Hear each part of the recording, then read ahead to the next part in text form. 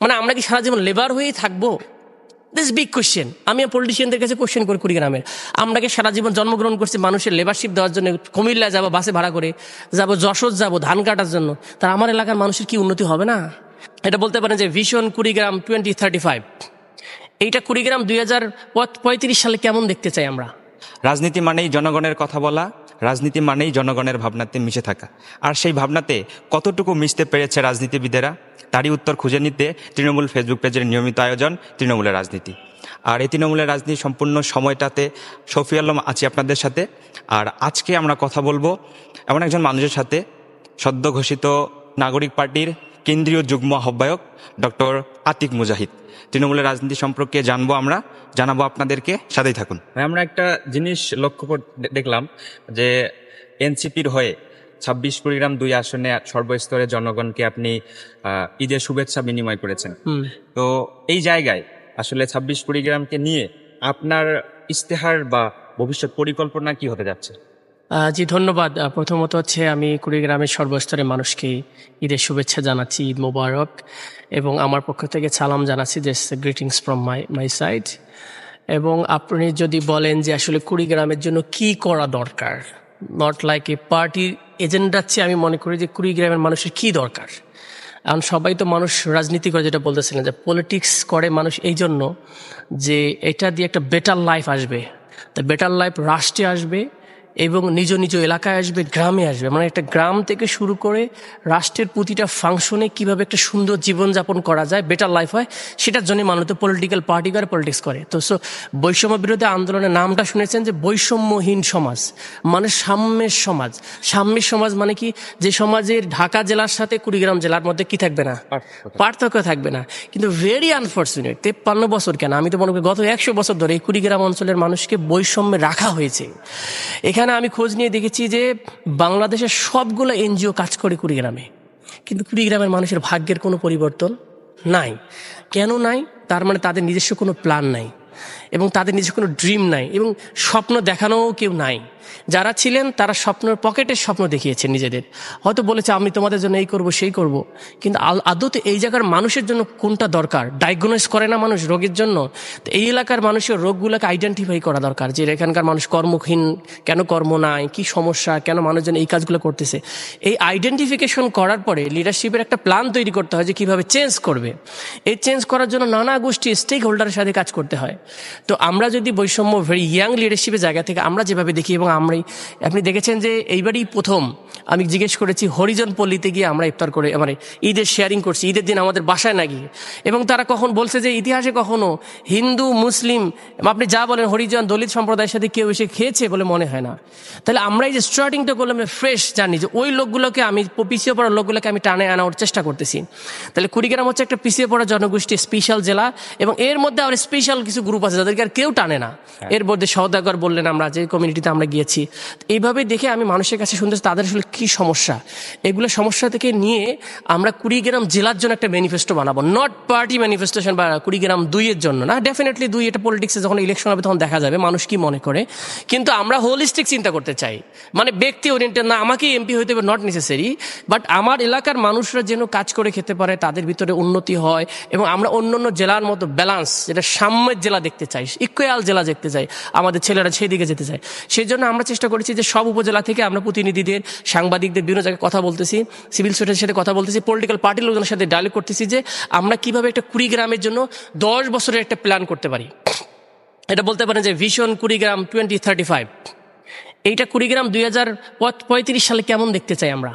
হ্যাঁ, সেই কুড়িগ্রামের স্কুলগুলো কেমন হবে, শিক্ষা পদ্ধতিগুলো কেমন হবে, সেখানকার হসপিটালের সিস্টেম কি এখন থাকবে না ওই রকম হবে, এখানকার নদী ম্যানেজমেন্ট যেটা রিভারের সাথে জড়িত সেটা কেমন হবে, চরগুলা কী রকম হবে, চরগুলা কি একটা পার্কের মতো হবে, মানুষজন আসবে ঘুরতে আসবে, নাকি চরগুলা এরকম ধুধু মারুভূমি থাকবে আর আমাদের কি ইউজ করা হবে, আর প্রতিদিন নদী ভাঙবে আর ত্রাণ দিবে, এইরকম প্রতিটা সেক্টর। এই যে ইউনিয়ন, আমরা যে কাঁঠালবাড়ি ইউনিয়নে দাঁড়াইছি, এই যে মাদ্রাসা এখানে একটা দেখতেছি, এই মাদ্রাসার মানটা কীরকম হবে, বাংলাদেশের সেরা মানের মাদ্রাসা হবে, নাকি শুধুমাত্র এখানে টিচার নিয়োগ দিবার টাকা ইনকাম করবে আর মারামারি মারামারি করবে, কোনো শিক্ষা নাই, কোনো কিছু নেই, এরকম হবে। সো এখান থেকে যদি ভালো মানুষ প্রোডাকশন না হয়, ব্রিডিং গ্রাউন্ড বলা হয়, দেখবেন যে মাছ পোনা উৎপাদনের জায়গা থেকে, তো শিক্ষা কেন্দ্রগুলো এক একটা করে কি ব্রিডিং গ্রাউন্ড। তা কুড়িগ্রামের মানুষগুলা, আমি ভেরি ইন্টারেস্টিং একটা তথ্য দিই, সেটা হলো যে আমরা পৃথিবীতে সবচেয়ে লেবার সার্ভিস দিই, সারা পৃথিবীকে বাংলাদেশ চিপ লেবার দিই, আর বাংলাদেশের চিপ লেবারশিপ দেয় হচ্ছে কুড়িগ্রামের লোক। মানে আমরা কি সারা জীবন লেবার হয়েই থাকবো? This big question. আমি পলিটিশিয়ানদের কাছে কোশ্চেন করি কুড়িগ্রামের, আমরা কি সারা জীবন জন্মগ্রহণ করছি মানুষের লেবারশিপ দেওয়ার জন্য? কুমিল্লা যাবো বাসে ভাড়া করে, যাবো যশোর যাবো ধান কাটার জন্য, তার আমার এলাকার মানুষের কি উন্নতি হবে না? তো সেটা করার জন্য যে মাস্টার প্ল্যান করা দরকার, আমি ইউনিভার্সিটির ছেলে, ইউনিভার্সিটি টিচার, লেকচারার, প্রফেসর সব লেভেলের মানুষের সাথে কথা বলে আমরা কুড়িগ্রামের মাস্টার প্ল্যান বানাবো। This is agenda first. Second হলো যে আমরা দেখেছি এখানে দুইটা কাজ, একটা হচ্ছে পভার্টি, একটা হচ্ছে কাজ নাই, মানে কর্মদক্ষতা নাই, আর যে পোভার্টি বিদ্যমান রয়েছে, দুইটার সাথে দুইটা জড়িত। কিন্তু তাহলে পোভার্টি হলে মানুষ কি করে, অনেক বেশি খারাপ কাজের সাথে জড়িত হয়, অকেজো কাজ করে। যদি তাকে কাজে লাগানো যায়, তাহলে মহিলাদের জন্য কি কাজ করা যায়, ইয়াংদের জন্য কি কাজ করা যায়, multi level skill development centre দরকার আমাদের কুড়িগ্রামে। স্পেশালি চরগুলা নিয়ে যেমন প্ল্যান হচ্ছে, এটাকে স্পেশাল আর কি প্ল্যান করা যায়, আমাদের এখানে কি উৎপাদন হয় সেগুলোর ইন্ডাস্ট্রি থাকতে হবে। যদি ধান বেশি হয়, ধানকে সংরক্ষণের ইন্ডাস্ট্রি থাকতে হবে। কাঁঠাল যদি এই এলাকা হয়, কাঁঠালকে দিয়ে নানা রকম জিনিস বানানো যায়। আপনারা জানেন কিনা যে কাঁঠালে দিয়ে কয়েক শত রকমের জিনিস তৈরি করা যায়। তাহলে কাঁঠাল দিয়ে কেন ফ্যাক্টরি হচ্ছে না, নষ্ট করে ফেলতেছি কেন? তাহলে আলু দিয়ে, আলুর দাম এখন 9 টাকা করে, তা সেই আলুগুলোকে দিয়ে আমরা চিপস বানানো হচ্ছে। আমরা চিকেন ফ্রাই খাই, তখন আলু ফ্রেঞ্চ ফ্রাইয়ের দাম 500 টাকা হয়ে যায়, 200 টাকা হয়ে যায়, কিন্তু এই আলু আমি 9 টাকায় বিক্রি করতে পারি না, আমার এলাকার মানুষ পায় না। সো এইরকম হোলিস্টিক একটা চেইন ন্যারেটিভ করা যায় কিভাবে, সেগুলো নিয়ে আমাদের প্ল্যান করবো, আমরা ইনশাল্লাহ কাজ করবো। যে প্ল্যানগুলোর কথা বললেন অত্যন্ত গুরুত্বপূর্ণ কথা, যে এটা গত 53 বছর এই প্ল্যানগুলো কি নিয়ে কাজ করা হয়নি আপনার মনে হয়? কাজ করা হয়নি তা বলবো না, কাজ করা হয়েছে। যদি কাজ করা হয় 53 বছরে তারা সফলতার মুখ দেখেনি কেন? আমি আপনার এনসিপি বা আপনার যে মাস্টার প্ল্যানের কথা বললেন, এইটা যে ভবিষ্যতে কাজ করবে তার নিশ্চয়তা বা ডেফিনেটলি। আপনি দেখেন, আমি তো বলছি আগে হলো ডায়াগনোস করতে হয়, রোগ না ধরলে আপনি কি সমাধান করবেন কি? আমাদের গত 53 বছর ধরে যা হয়েছে, এখানে একটা ব্রিজ ভাঙায়, ব্রিজ বানাও, কিন্তু ব্রিজটা বানালো কিন্তু নদীটা শাসন করলো না, আবার ভেঙে যাবে না? মানে একটা যদি আপনি জানেন যে কোনটা রুট কজটা কি, তাহলে আপনি অ্যাকশন নিতে পারবেন। তাহলে আমরা যখন ঠিক করলাম টার্গেট, সে টার্গেট অনুযায়ী যদি একটা একটা করে অ্যাচিভ করি, তাহলে আমরা একটা করে ডেভেলপ হবে। আমরা কি করছি, 10 নম্বর কাজটা 1 নম্বরে করে ফেলছি, 1 নম্বর কাজটা 10 নম্বর করে ফেলছি, তাহলে তো হবে না কাজ। একটার সাথে একটা জড়িত। কেন প্ল্যান করতে হয় এবং সমন্বয় করতে হয়? বাংলাদেশের সাথে সমন্বয়হীন একটা দেশ, কোনো সমন্বয় কারোর সাথে। এবং কতগুলো ডিস্ট্রিক্ট অফিস কাজ করে, খেয়াল করছেন? হাজার হাজার কোটি টাকা বরাদ্দ আসে, চেঞ্জ হয় না কেন? সমন্বয় নাই। এবং কি কাজ করতে হবে, যার যার করতে হবে সেটা জানে না। তো এই জন্য আমাদের টার্গেট ফিক্সড করতে হয়। ব্যক্তি জীবনে টার্গেট থাকা লাগে, সমাজ জীবনে থাকে, রাষ্ট্র জীবনে টার্গেট, এবং জেলা লেভেলের টার্গেট থাকতে মানে জেলাটা কোন জায়গায় নিতে চাই, তার প্রথমে একটা জেলার ড্রিম, এইটা এই করতে চাই, দেন ওইটা শুরু করেন, 1টা 2টা 3টা, এই সরকার 2টা করবে, ওই সরকার 2টা করবে, তাহলে একটা লং টাইম সাস্টেনেবিলিটি কাজ হবে। তাহলে এই সরকার আছে কি 500 কাজ তৈরি করছে কুড়িগ্রামের জন্য? না। তাহলে কি হলো? তাহলে বিগিনিং মিনিমাম 500 কাজ তৈরি করা উচিত, বা টার্গেট 5000 ছেলেকে কাজ করাবো, দেন এই বছর 500 হইলো, আগামী বছর 500 হবে, তাহলে একবার শেষ হবে। কিন্তু আমি জানিয়ে না, তাহলে এই বছর 500 করলাম, আগামী বছর বন্ধ। এইরকম আর কি। আপনাদের যে গোলস গুলা, এগুলা সুষ্ঠুভাবে সৃষ্টিকর্তার আপনাদের ধারা অনুসারে অব্যাহত থাকুক, সেই প্রত্যাশা রাখবো। আরেকটা হচ্ছে, বর্তমান বাংলাদেশের রাজনীতি অনেকটাই প্রতিহিংসামূলক রাজনীতি। এই প্রতিহিংসামূলক রাজনীতিটাকে প্রতিযোগিতায় কিভাবে নিয়ে আসা যায়, আর বিশেষ করে যেহেতু আপনি এই বিষয়টা সব থেকে সক্রিয়, তো কুড়িগ্রামে প্রতিহিংসা থেকে প্রতিযোগিতা নিয়ে আসা যায় কিভাবে, আপনি কি ভাবছেন? আপনি দেখেন, বন্ধুকে শত্রু বানানো খুব সহজ। আমরা দেখি যে আমাদের শত্রুতা হয় কিসের মাধ্যমে? মুখ। আমাদের কথাগুলো যদি শব্দ চয়নগুলো ঠিক হয়ে যায়, আপনার সাথে শত্রুতা আমার হবে না। আমি যদি আপনাকে অ্যাপ্রিশিয়েট করি, ভাই you are doing great job, আপনি বিএনপি করেন, আপনি অন্য দল করেন, কিন্তু আপনি ভালো কাজ করতেছেন, তো ভাই আপনার আমি ভালোটা শিখার দিই না, তো আমি খারাপটা দিয়ে টানাটানি করি। এবং ভালো মানুষগুলো অ্যাপ্রিশিয়েট করলে তখন মানুষের মধ্যে সম্পর্ক তৈরি হয়। আপনি দেখেন যে মানুষের সাথে সম্পর্ক থেকে অনেকগুলো অপশন রয়েছে, কি উপহার দেয়া, তার বাসায় যাওয়া, খাওয়া। আমরা এমন একটা গত 17 বছর ধরে দেখেছি, বিএনপির সাথে আওয়ামী লীগ বসলে নিউজ হয়। What is this? আমরা কি মানুষ না? আমার সামাজিক জীব না? আমার বাসায় বিএনপি থাকবে, আমার বাসায় জামাত থাকবে, আমার বাসায় এনসিপি থাকবে, এটাই স্বাভাবিক। আমরা যদি একসাথে বসা শুরু করি, একে অপরে চা খেতে পারি, সমস্যা নাই ভাই।